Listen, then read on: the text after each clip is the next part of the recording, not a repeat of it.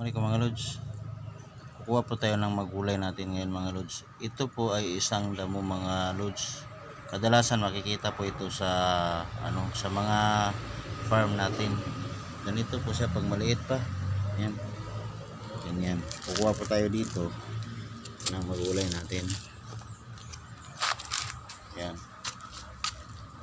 Kinuha ko po ito sa sa Carmen.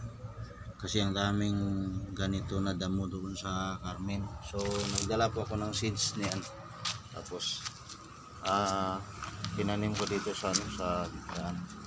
Ito po siya mga lods. Yan, pag maliit pa ganyan siya. Yan. Pag medyo malaki na, ganito yung bulaklak niya mga lods. Ayan. So hindi ko lang alam sa Tagalog kung anong pangalan nito. At saka sa Bisaya. Herbal medicine daw ito mga lods. Pero totoo naman siguro kasi lahat ng mga mga kinakain ng mga mga matatanda noon, mga damo, tapos ginugulay nila dala gamot. So ganyan po siya mga lods pag lumaki na. Yan po yung bulaklak niya. Yan. Ito. So masarap ito mga lods. Lagyan mo lang ng yung ulang, dry na ulang, tapos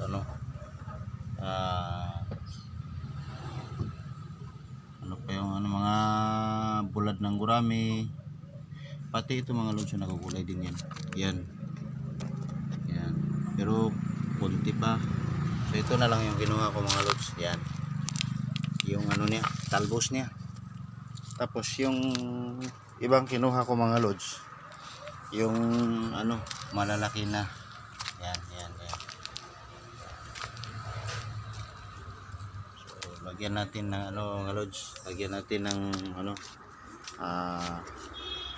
yung dry na kasayan, yung maliit, ulang, hindi yung ulang sa amin, yung ulang is ibig sabihin ng ulang, scorpion. Pero yung maliit na pasayan mga lods, yun ang natin, ilalagay natin. Malagyan mo lang ng tubig mga lods, tanglad, at saka bawang, asin, masarap na. Yan. Kalimutan ko sa yung pangalan nito sa sa Tagalog at saka sa Bisaya. Pero sa amin ito mga lods, sabi ng nanay ko, sangay ito ng alimukon. Alimukon ang tawag ng nanay ko sa ganito na damo. So minsan ang niluluto namin noon is ganito na damo, tapos yung alugbati at saka kamuti taps. Masarap mga lods. Pero ito kahit ganito lang mga lods, ang natin, lutuin natin, masarap na. So ayan na siya mga lods. Ayan na. So unahin muna natin yung natin, ang palaya natin mga lods.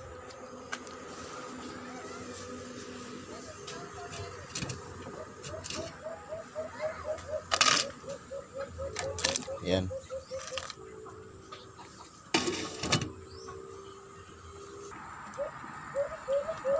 Ito yung sinasabi ko mga lods na dry na pasayan, maliit. Yan. Sarap yan mga lods.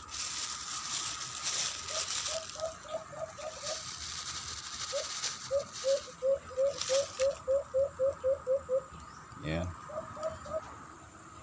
Pagbubukal na ito mga lods, pag medyo maluto na yung ampalaya natin, doon na natin ilalagay yung yung damong ginugulay natin. Yan mga lods.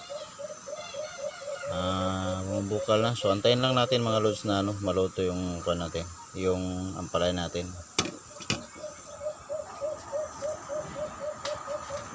Okay mga lods, lagay na natin itong bawang mga lods para maluto.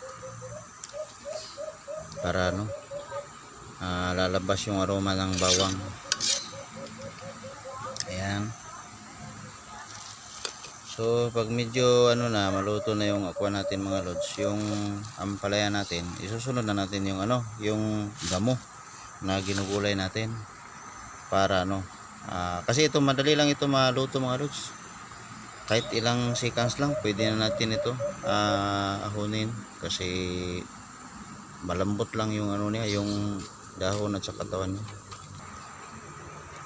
Okay mga lods, lagay na natin itong damo natin mga na ginugulay mga lods. Ito pa siya mga lods oh, para makita po natin.